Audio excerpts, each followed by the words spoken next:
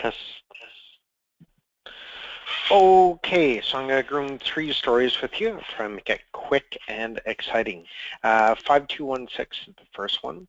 So it's extending the stay credit limit pop-up. When a reservation is extended in Roomkey, the system should have the Guestfolio credit limit pop up automatically to remind the agents to increase authorization. So if I go into Roomkey, I'm going to walk in.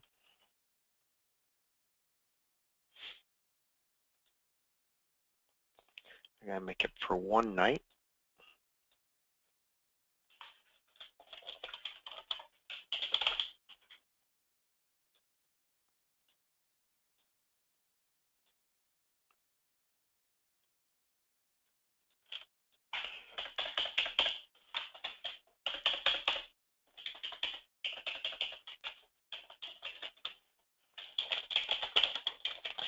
Now, I'm not going to be able to connect to Shift4 right now because the server is down.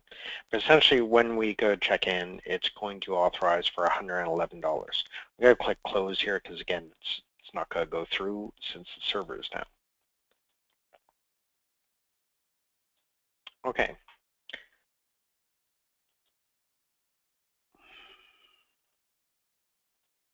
Once I have the person in house, let's say I was going to extend the stay. So essentially what we did, we checked the guy in for 1 night.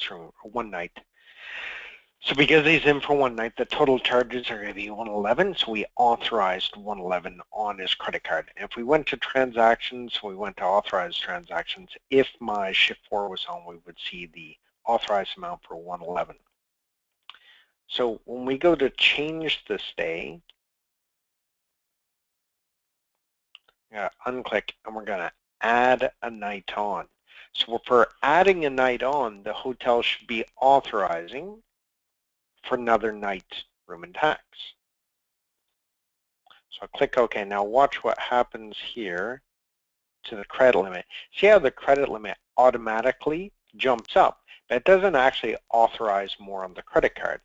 What the agent has to do is they have to remember to go to transactions, Guestfolio credit limit, and then the credit limit is 222. And when they click post to Shift4, it's going to say that it's putting through 222. But what it's actually doing, it's authorizing another $111 because we already took the $111. So it's doing an additional amount. So essentially for this story, what we're looking to do is whenever someone extends the stay, so makes it longer, if they have Shift4, if the room and tax is on folio 1, all we want is the Guestfolio credit limit box to pop up. And then from there, the agent should know what to do. This is just kind of the reminder, hey, you need to increase this folio limit, okay? So here, if we look under the acceptance criteria, and here's another rule. If they have system configuration property, under preferences, if the disable authorization is checked, we will not pop up the Guestfolio credit limit screen. So that's one of the rules. This feature is only to be active for properties that have Shift4, Sage, or Heartland. These are turned on in the PPM, so they would have to have Shift4, Sage, or Heartland activated. Enable payment interface. You'd have to be using one of these for this feature. Only pop up when number of nights is increasing. So if they decrease the number of nights, we're not going to pop it up. Guest has to have a credit card on file. So if the guest is a cash paying guest or has a debit card, really what you're looking for is any transaction code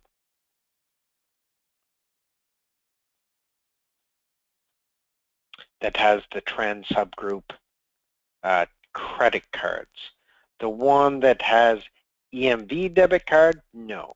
The one that has check debit card, no. And the one that has cash, no. So only if it has trans subgroup credit card. And then lastly, the room and tax needs to be on folio 1, of course. If all rules are met after extending this day, the guest folio credit limit box would automatically pop up. See image 5216. I just did the little pop-up that I showed you here. This automatically pops up. Okay, so that is story 1, and that does take priority. I'm giving you in the order of priority. 5, 6, 8, 9 is the next one. As manager, I need to tell which companies are producing and which properties are not. So there's actually corporates.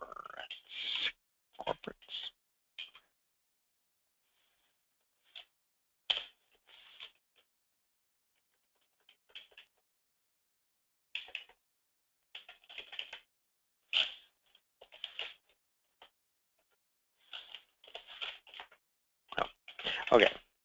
Anyways, so if I go into reports, under reports, statistics, corporate statistics by date range,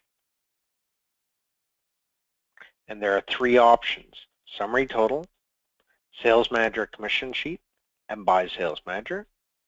Now if I go to reports, statistics, wholesale statistics by date range, again we have the 3: summary total, sales manager, and then by sales manager.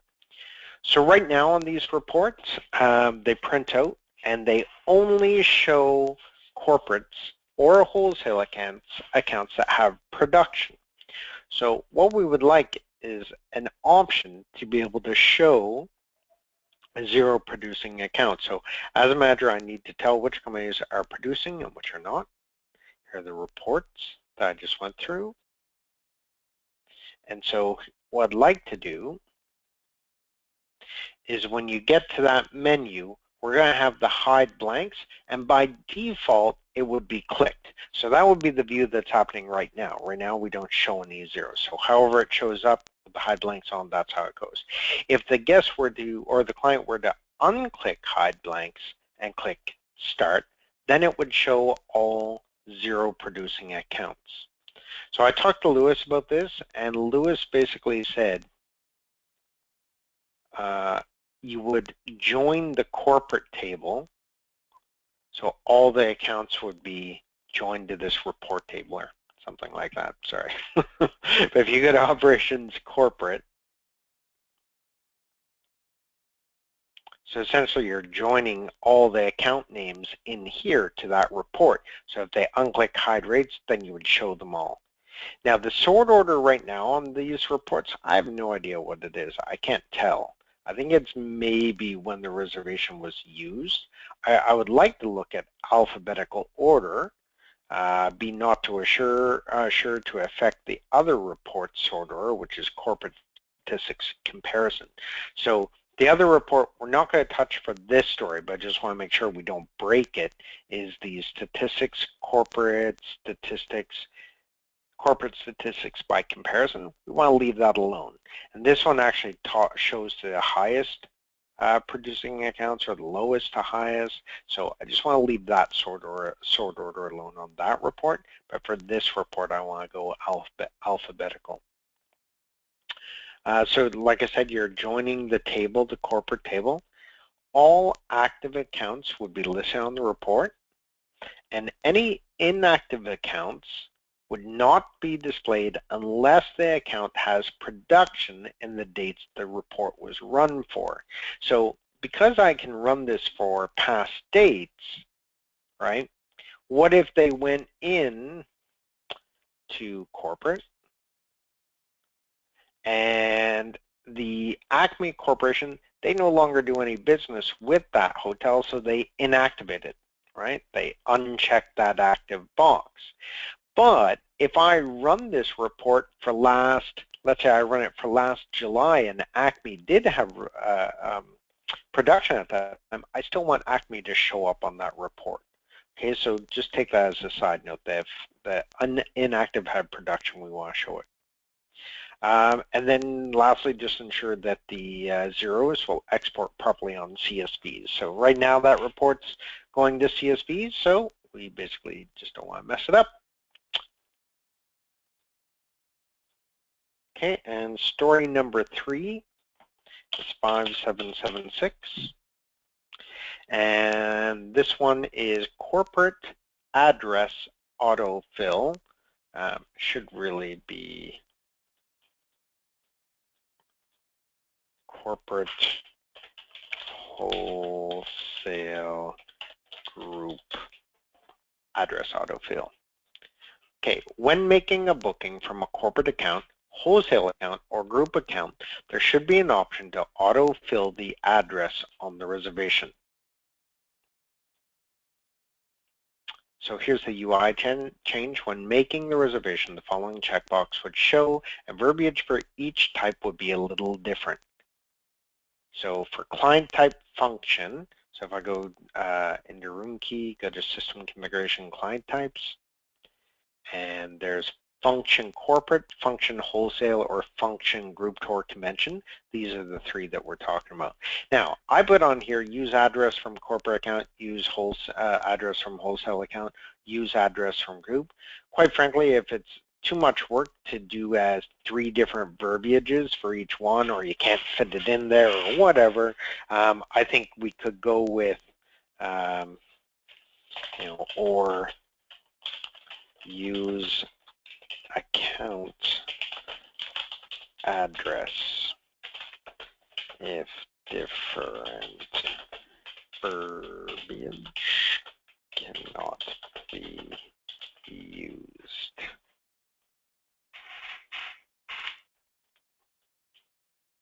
So essentially what would happen, I'll go to image 5776 here. So here I just talk about the 3 different client types that we had that I just showed you.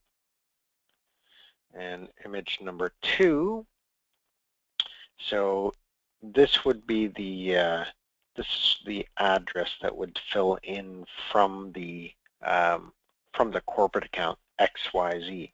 So essentially what would happen is you go to make a reservation, you choose the client type, I'd choose the company, and then beside main address and second address, this little checkbox would pop up, use address from corporate account. If they click that, then only the address, zip, city, country, and state would populate. We are not going to do telephone number, not going to do email address. That should come from the guests themselves. But certainly the address of the company, we want that to auto fill in. Now, if they go ahead and go into search and choose a guest profile, then that guest profile that they search should override what they put in from using address. So it's really a one-time click. You click it, it fills in. It's supposed to be a pretty straightforward thing that just fills in the address so they can go along and make the reservation a little bit quicker. Option only shows up on new res, and walk-in does not show up on edit reservation. So when editing your reservation, you want that checkbox to show up. It will be confusing. It's really just when doing a walk-in or creating a new res. Once clicked, only the following fields fill in. Once address is brought over, the clerk may change the address. So if they want to change it, so say the their address is 123 their street, and he wants to put in suite 205 because that's where the guy works, that's totally fine. And that's not going to update the corporate address or anything. This is just strictly if they want to do it on the guest folio or the guest reservation. But really, it's the way it's going to be used is they're just trying to do a fast, quick pull of the address so they can make it through this reservation quicker.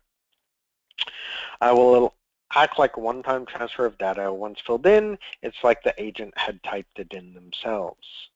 Side note, if they click the button, but then choose someone from guest history, the address from guest history would overwrite the address. So something I've already said. So yeah, so the idea here, you click new res, and then I choose corporate.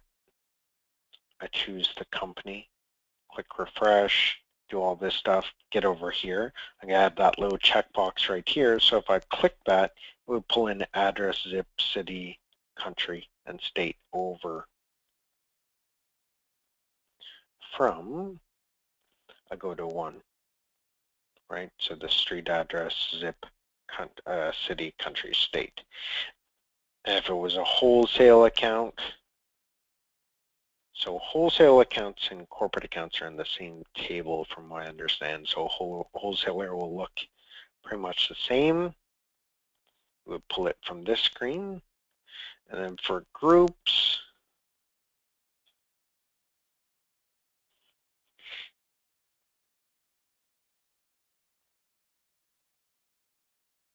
you're going to pull it in from the contact and billing screen. So just the address here. Again, we're not doing phone or email, just these pieces of information. So hopefully those 3 are pretty straightforward, but if you can groom through those and put tasks to them, and then if you need any clarifications, I will meet with you on Monday. Thanks very much. Have a good day, Molly and team.